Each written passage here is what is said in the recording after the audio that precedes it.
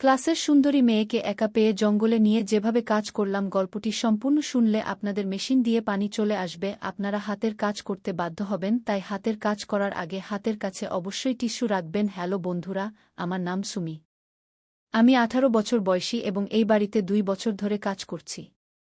এই বাড়িতে মালকিন এবং তার ছেলে রাহুল থাকতেন। কিন্তু 8 মাস আগে মালকিনের মৃত্যু হয়েছে। আমাকে এই বাড়িতে মালকিনের সেবার জন্য নিয়োগ দেওয়া হয়েছিল। তার মৃত্যুর পর আমি ভেবেছিলাম তার ছেলে আমাকে কাজ থেকে বের করে দেবে, কিন্তু তা হয়নি। রাহুল আমাকে বলল, তুমি এখনও এখানে কাজ করতে পারো। এটা শুনে আমি খুব খুশি হয়েছিলাম, কারণ আমি গোপনে তাকে পছন্দ করি। যদিও রাহুলের মনে আমার জন্য কী অনুভূতি আছে তা আমি জানি না। আমি তাকে কয়েকবার চোখে চোখ রেখে তাকিয়ে থাকতে দেখেছি, কিন্তু তার মনে আমার জন্য কী অনুভূতি আছে তা জানি না। হ্যাঁ, আমি জানতে চাই। আমি সারাদিন তার বাড়িতেই থাকতাম। সেখানে থাকার জন্য আমার একটি ছোট ঘরও ছিল যেখানে আমি রাতে ঘুমাতাম। মালকিনের মৃত্যুর পর আমি রাহুলের কাছাকাছি থাকতে শুরু করি। আমি যুবতী হয়ে উঠেছিলাম, দেখতে খুব সুন্দর। আমার বাদামি চোখ, টানটান শরীর, প্রাকৃতিক গঠন, এসব দেখে যে কোনো ছেলের মন চঞ্চল হয়ে উঠতে পারে। আমার বাইরে কোথাও যাওয়া আসা ছিল না। আমার সামনে শুধু রাহুলই ছিল। সেও এখন 20 বছরের যুবক। আমি তাকে খুশি করার কোনো সুযোগই হাতছাড়া করতাম না। কিন্তু জানি না কেন সে আমার থেকে দূরত্ব বজায় রাখত। কথায় কথায় আমি কখনো তার হাত ধরে ফেললে সে আমার হাত ছাড়ে দিত এবং বলত, তুমি আমার থেকে দূরে থাকো। আমি ভালোবেসে তার মন জয় করতে চেয়েছিলাম, তাই তার জন্য নানা রকমের খাবারও বানাতাম। কিন্তু আমি বুঝতে পারতাম না আমার মধ্যে কোনো কমতি আছে নাকি তার মধ্যে কোনো কমতি আছে, যার কারণে সে আমাকে দূরে রাখে। সে চোরে চোরে আমাকে দেখে, কিন্তু যখন আমি কাছে যাওয়ার চেষ্টা করি সে আমাকে দূরে সরিয়ে দেয়। কিন্তু খুব শীঘ্রই আমি রাহুলের কাছে যাওয়ার সুযোগ পেয়ে গেলাম। সেই দিন সকাল থেকেই প্রবল বৃষ্টি হচ্ছিল। বৃষ্টির ফোঁটাগুলো আমার মনে আকাঙ্ক্ষা জাগিয়ে তুলছিল। রাহুল সেদিন কাজে বাইরেও যেতে পারেনি এবং সারাদিন বাড়িতেই ছিল। ঘুমানোর সময় হলে আমি বললাম, রাহুল, আজ আমার খুব ভয় লাগছে। আজকের আবহাওয়া যেন কিয়ামত নিয়ে এসেছে। যদি তুমি খারাপ না মনে করো, তাহলে আমি কি তোমার ঘরে ঘুমাতে পারি? এটা শুনে তার চোখ বড় হয়ে গেল এবং মনে মনে কি যেন ভাবতে লাগল। মনে হচ্ছিল সে চায় আমি তার ঘরে ঘুমাই, কিন্তু বলতে পারছে না। তার এই ভাব দেখে আমি বেশ চিন্তিত হয়ে গেলাম যে রাহুল কি আমাকে দূরে রাখে কারণ আমি গরিব ঘরের মেয়ে। আমার বাবা মা মজুরি করে জীবিকা নির্বাহ করেন। আমার মা আমাকে ছোটবেলা থেকেই কাজে লাগিয়ে দিয়েছিলেন কারণ আমাদের স্কুলে পাঠানোর মতো টাকা ছিল না। আমি কোনো উদ্দেশ্য ছাড়াই জীবন কাটাচ্ছিলাম। আমি সবসময় মালকিনের বাড়িতেই থাকতাম, কখনো কখনো বাড়ির লোকদের দেখতে যেতাম। কিন্তু আমি খুব একা ছিলাম। আমার কেউ চাইছিল যে আমাকে ভালোবাসবে। সম্ভবত আমার বয়সের কারণেই এমন ছিল যে আমার জীবনে একটি ছেলে চাইছিল, এবং আমার সবচেয়ে কাছের মানুষ ছিল রাহুল। পরিণতির কথা না ভেবেই আমি তাকে বলেছিলাম, আমি তোমার ঘরে ঘুমাতে চাই। আমার মনে ছিল যে আমি আমার পুরো রাত তার বাহুতে কাটিয়ে দেব, কিন্তু তা সম্ভব ছিল না।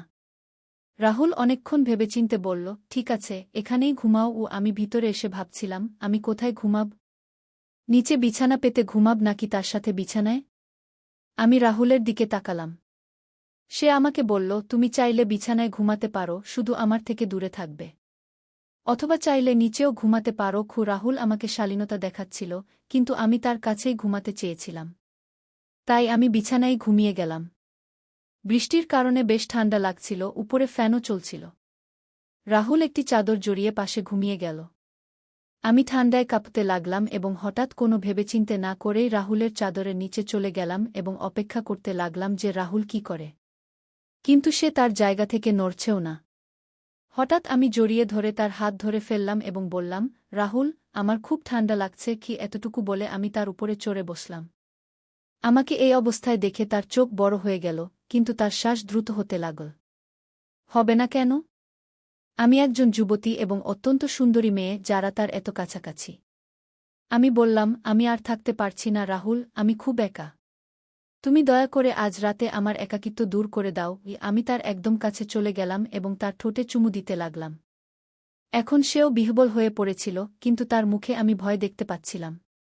আমি তার শার্টের বোতাম খুলতে লাগলাম, কিন্তু সে আমাকে থামিয়ে দিল এবং বলল, সুমি, দয়া করে এমন করো না। আমি লালচে চোখে তার দিকে তাকিয়ে জিজ্ঞাসা করলাম, কেন? আমি রাহুলকে তার মতো ভালোবাসার দৃষ্টিতে দেখতে শুরু করেছিলাম এবং ধীরে ধীরে তার বোতাম খুলতে শুরু করেছিলাম। কিন্তু যখনই আমি তার সব কাপড় খুলে তাকে দেখলাম, আমার চিৎকার বেরিয়ে গেল। আমি ভয় পেয়ে কাঁপতে কাঁপতে উঠে পড়লাম। আমার কোনো ধারণাই ছিল না যে আমি এমন দৃশ্য দেখব। আমার মুখ একদম লাল হয়ে গেছিল। আমি এক মুহূর্ত সেখানে থাকতে চাইনি। আমার হৃদয় এত দ্রুত স্পন্দিত হচ্ছিল যে মনে হচ্ছিল এটি বেরিয়ে আসবে। আমার শ্বাস দ্রুত হয়ে গিয়েছিল এবং তারপর আমি দৌড়ে তার ঘর থেকে বেরিয়ে গেলাম। মেইন গেট খুলে আমি বাইরে বেরিয়ে গেলাম এবং বৃষ্টিতে ভিজতে ভিজতে দৌড়াতে শুরু করলাম। আমি পাগলের মতো দৌড়াচ্ছিলাম এবং সেই দৃশ্য আমার চোখের সামনে ঘুরছিল যা এইমাত্র আমার সাথে ঘটেছে। বৃষ্টির জলের সাথে আমার চোখেও জল চলে এসেছিল। আমি রাহুলকে খুব পছন্দ করতে শুরু করেছিলাম। দৌড়ে দৌড়ে আমি আমার বাড়িতে পৌঁছে গেলাম। যখন আমার মা দরজা খুললেন, তখন আমাকে সামনে দাঁড়িয়ে থাকতে দেখে তিনি একদম বিচলিত হয়ে পড়লেন। তখনই আমার বাবা এসে বললেন, "কি হয়েছে বেটা, এত রাতে এভাবে দৌড়ে কেন আসছ? সব ঠিক তো?" আমার বাবা আমার মাকে ডান্ডাতে শুরু করলেন যে, "তুমি কতবার বলেছি যে এই যুবকের সাথে বাড়িতে কাজ করিও না, কিছু উঁচুনিচু হয়ে যাবে। কিন্তু তুমি আমার একটি কথাও শোনোনি এবং আজ দেখো কিভাবে সে দৌড়ে বাড়ি এসেছে কি।" তখন আমি লক্ষ্য করলাম যে আমার শার্টের বোতামও ঠিকমতো লাগানো ছিল না। আমার চুলও একদম ছড়ানো ছিল। কেউ দেখলে এটাই ভাববে যে আমার সাথে কিছু খারাপ হয়েছে। আমার মা আমাকে ঘরের ভেতরে নিয়ে গেলেন এবং জোরে জোরে কাঁদতে শুরু করলেন। তিনি বললেন, "এটা কি হয়ে গেল?" আমি তাদের কিছু বলতেও পারছিলাম না। কিছু সময় পরে নিজেকে সামলে নিয়ে আমি বললাম, "আজ রাতে আমার সাথে যা ঘটেছে, যখন আমি ১৬ বছর বয়সী ছিলাম, তখন থেকেই আমার মা আমাকে এই বাড়িতে কাজে লাগিয়েছিলেন, কারণ বাড়ির মালকিন খুব অসুস্থ ছিলেন। তখন রাহুল প্রায় ১৮ বছর বয়সী ছিল। আমি ধীরে ধীরে যুবতী হয়ে উঠছিলাম। মালকিনের ছেলেকে দেখে আমার মন চঞ্চল হতো, কিন্তু সে কখনো আমার দিকে তাকাত না এবং সর্বদা তার কাজে মগ্ন থাকত। কাজ করতে করতে আমি জানতে পারলাম যে বাড়িতে একটি বেসমেন্ট আছে। রাহুল তার কাজ শেষ করে বাড়ি আসত এবং তারপর বেসমেন্টে চলে যেত। সে ঘণ্টার পর ঘণ্টা সেখানে বসে থাকত। বেসমেন্ট থেকে অদ্ভুত শব্দ আসত এবং কিছু ধোঁয়া লাগত। প্রথমে আমি ভাবতাম যে রাহুল নিচে বসে নেশা করে, কিন্তু যখন সে আমার কাছে আসত, তখন তাকে দেখে মনে হতো না যে সে কোনো নেশা করেছে। সে একদম স্বাভাবিক লাগত, কিন্তু খুবই বিচলিত মনে হতো। আমি সবসময় তার উপর নজর রাখতাম, কারণ সে আমার পছন্দ ছিল।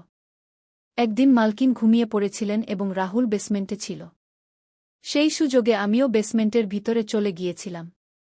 আমি সেখানে দাঁড়িয়ে দেখলাম রাহুল শার্ট ছাড়া ঘরে কি করছে। তার পিঠ আমার দিকে ছিল। আমি তার শরীর দেখছিলাম। হঠাৎ আমি তার কাছে চলে গেলাম এবং তার পিঠে হাত রাখলাম। রাহুল একদম উত্তেজিত হয়ে উঠল এবং আমাকে ডান্ডাতে শুরু করল, "তুমি এখানে কি করছ? এখান থেকে চলে যাও।" তারপর সে তাড়াতাড়ি তার শরীর ঢেকে নিল এবং আমি তার শরীর দেখতেই পেলাম না। শার্ট পরার পর সে আমার দিকে ঘুরে বলল, "তুমি এখানে কি করছ? আর তুমি আমাকে হাত কেন লাগালে?" সে খুব রাগ করে বলছিল, কিন্তু তার চোখে আমি ভালোবাসা দেখতে পাচ্ছিলাম। আমি তৎক্ষণাৎ তার কাছে চলে গেলাম এবং তার ঠোঁটে চুমু দিয়ে বললাম, "আমি তোমাকে মিস করছিলাম, তাই দেখতে এসেছি।" আমার এই আকস্মিক আক্রমণে সে ঘাবড়ে গেল এবং বলল, "এসব কি?" কিন্তু তার শ্বাস দ্রুত হয়ে গিয়েছিল। সে আমার হাত ধরে টেনে বাইরে নিয়ে গেল এবং বলল, "নীলম, আর কখনো বেসমেন্টের ভিতরে আসিও না।" এত বলেই সে বেসমেন্টের দরজা বন্ধ করে দিল। আমি সেখানে দাঁড়িয়ে তাকিয়ে রইলাম। আমি একদম বুঝতে পারলাম না যে শেষ পর্যন্ত কি হল। যখন রাহুল আসল, তখন আমি তাকিয়ে তাকিয়ে তার দিকে দেখছিলাম যে শেষ পর্যন্ত আমাকে বেসমেন্ট থেকে এভাবে বের করে দিল কেন। তার চোখে আমি একটি আফসোস দেখতে পাচ্ছিলাম। সে আমাকে তার কাছে ডেকে বলল, "দেখো, এসব ঠিক নয়। তুমি আমার থেকে দূরে থাকো।" তারপর থেকে রাহুল যখনই আমাকে দেখত, মনে হতো সে আমাকে চায়, কিন্তু জানি না কেন সে আমাকে তার কাছে আসতে দিত না। গ্রামে আমাদের নিজের জমি ছিল।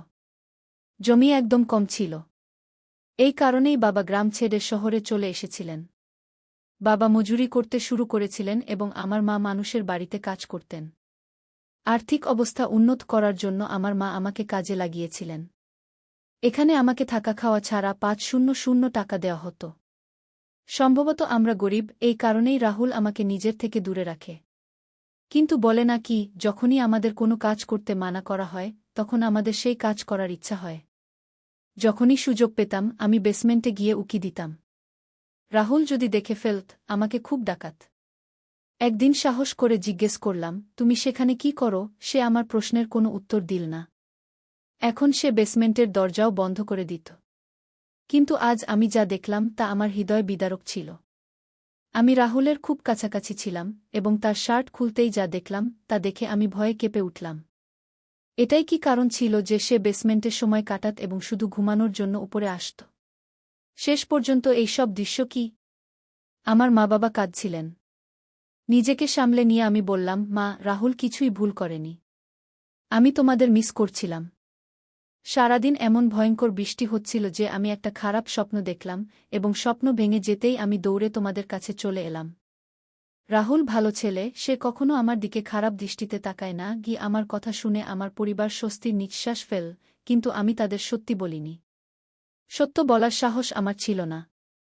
এর ফলে পরের দিন তারা আমাকে আবার কাজে পাঠিয়ে দিল। সকালে কাজে এসে দেখলাম রাহুল বাড়িতেই আছে। সম্ভবত সে আমার জন্য অপেক্ষা করছিল। আমি তার সাথে কোনো কথা না বলে সরাসরি বাড়ির কাজে লেগে গেলাম। রাহুল আমার আশেপাশে ঘুরছিল। সে ভেবেছিল আমি তাকে কোনো প্রশ্ন করব, কিন্তু আমি কোনো প্রশ্ন করিনি। আমি তার প্রতি ঘৃণা বোধ করতে শুরু করেছিলাম। সন্ধ্যা পর্যন্ত সে আমার পিছে ঘুরতে থাকল। যখন আমার সব কাজ শেষ হয়ে গেল, হঠাৎ সে আমার হাত ধরে ফেলল। সে বলল, আমি তোমাকে সব বলবো, তুমি শুধু বসো। আমি তার দিকে তাকাতে লাগলাম। আমি তাকে পছন্দ করতে শুরু করেছিলাম, কিন্তু কাল রাতের পর আমার হৃদয় ভেঙে গিয়েছিল। এখন রাহুল কথা বলতে শুরু করল। সে বলল, যখন আমি 16 বছরের ছিলাম তখন ভুল সঙ্গতিতে পড়ে গিয়েছিলাম। বন্ধুর সাথে ভুল জায়গায় যেতে শুরু করেছিলাম এবং সেখানে মহিলাদের সাথে রাত কাটাতাম। আমার বাবা ছিল না, আর মা খুব অসুস্থ থাকতেন, তাই আমাকে থামানোর কেউ ছিল না। যৌবনের জোশে বিভিন্ন মেয়েদের সাথে সম্পর্ক করতাম। আমার ক্লাসে একটি মেয়ে ছিল যে খুব সুন্দর ছিল। আমি আর আমার বন্ধু তাকেই পেতে চাইতাম এবং আমাদের সুযোগও হয়ে গিয়েছিল। আমরা তাকে জোর করে ধরে নিয়ে গিয়েছিলাম এবং একটি ঝুপড়িতে নিয়ে এসেছিলাম। আমরা সবাই মিলে পালা করে তার সাথে ভুল কাজ করেছিলাম।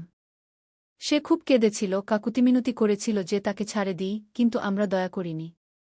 আমরা তার কিছু অশ্লীল ভিডিও বানিয়েছিলাম এবং বলেছিলাম যে যদি কাউকে বলে তাহলে এই ভিডিও সবাইকে দেখিয়ে দেব। কাঁদতে কাঁদতে সেই মেয়ে আমাকে অভিশাপ দিয়েছিল যে ঈশ্বর তোমাকে এমন শাস্তি দেবেন যা তুমি ভাবতেও পারবে না। আমরা তার কথা হেসে উড়িয়ে দিয়েছিলাম, কিন্তু যখন বাড়ি ফিরলাম আমার পেটের চামড়ায় খুব জ্বালা শুরু হল। আমি ভেজা কাপড় দিয়ে পেট ঢেকে রেখেছিলাম। জানি না চামড়া এত জ্বলছিল কেন। আমি সেই জ্বালায় ছটফট করছিলাম এবং কয়েক ঘন্টার মধ্যে আমার পেটে বড় বড় দানা বেরিয়ে এল। আমি ডাক্তারের কাছে গিয়েছিলাম, কিন্তু দানা খুব বড় হয়ে গিয়েছিল। ডাক্তার ওষুধ দিয়েছিলেন, কিন্তু তা কাজ করছিল না। দানা ফুলতে থাকল এবং আমার পেট এত নোংরা হয়ে গেল যে এখন আমি কোনো মেয়ের কাছেও যাওয়ার যোগ্য ছিলাম না। আমার অবস্থা এত খারাপ হয়ে গিয়েছিল যে কোনো মেয়ে দেখলে ভয় পালাত, এবং তার ব্যথা আমার আলাদা ছিল। যখন তুমি এখানে কাজ করতে এলি, আমি মনে মনে তোমাকে চাইতে শুরু করেছিলাম, কিন্তু জানতাম যে একদিন না একদিন তুমি আমার শার্ট খুলবে, আর সেই দানা দেখে তুমিও ভয় পালাবে, যেমন অন্য মেয়েরা করত। আর কাল রাতেই তা হল। আমি এর টোটকা করছি যে এটি ঠিক হয়ে যায়, কারণ ডাক্তারের চিকিৎসা করতে পারেননি। আর এই কারণে আমি বেসমেন্টে যেতাম। আমি একজন তান্ত্রিকের কাছে এর চিকিৎসা করাচ্ছি এবং এখন ধীরে ধীরে কিছুটা ঠিকও হচ্ছে। তান্ত্রিক বাবা বলেছেন যে এগুলো সম্পূর্ণ ঠিক হতে আরও 6 মাস লাগবে। তার এইসব কথা শুনে আমি একদম হতবাক হয়ে গিয়েছিলাম। আমি রাহুলকে ভালো ছেলে ভাবতাম, কিন্তু সে তার জীবনে এত ভুল কাজ করেছে। রাহুল বলল, আমি আজও সেই মেয়েটির খোঁজ করছি যে আমাকে অভিশাপ দিয়েছিল। আমি তার পায়ে পড়ে ক্ষমা চাইতে চাই। আমি জানি সে আমাকে কখনো ক্ষমা করবে না, কিন্তু অন্তত আমার হৃদয়ের বোঝা কিছুটা হালকা হবে। আমি তাকে অনেক খুঁজেছি, কিন্তু সম্ভবত সে মেয়ে শহর ছেড়ে চলে গেছে। প্রায় 6 মাস পর ধীরে ধীরে রাহুল এই চিকিৎসায় সম্পূর্ণ সুস্থ হয়ে গেল। আমি এতে রাহুলের অনেক সাহায্য করেছিলাম, এবং তারপর রাহুল আমার হাত ধরে বলল, আমি আমার জীবনে যে সব ভুল করেছি তা শুধরে নিতে চাই। আমি আমি তোমাকে বিয়ে করতে চাই যাতে তোমার জীবনও সুন্দর হয় এবং আমিও তোমার সাথে সুখে শান্তিতে জীবন কাটাতে পারি। সে আমার বাবা মায়ের কাছে আমার হাত চেয়ে নিয়েছিল এবং তারাও খুশি মনে আমাকে তার হাতে তুলে দিতে রাজি হয়ে গিয়েছিল। রাহুল সম্পূর্ণ সুস্থ হয়ে উঠেছিল এবং সে তার শিক্ষা নিয়েছিল যে মেয়েদের সম্মান করা উচিত, তাদের সাথে জোরজবরদস্তি করা উচিত নয়। আমরা একটি শব্দ সমাজে বাস করি এবং আমাদের একসাথে মিলেমিশে থাকা উচিত। আমাদের বিয়ের পর আমরা দুজনে মিলে সেই মেয়েটিকে খুঁজে বের করলাম এবং তার সাথে দেখা করে আমরা ক্ষমা চাইলাম। রাহুল তার কাছে ক্ষমা চাওয়ার পর তার মন কিছুটা হালকা হয়ে গেল। বন্ধুরা, আমাদের এই গল্পটি কেমন লাগলো অবশ্যই আপনারা কমেন্ট করে জানাবেন। যদি ভালো লেগে থাকে তাহলে অবশ্যই পরবর্তী গল্পের জন্য আমাদের চ্যানেলটি সাবস্ক্রাইব করে আমাদের সাথেই থাকবেন। ধন্যবাদ আপনাদের সবাইকে।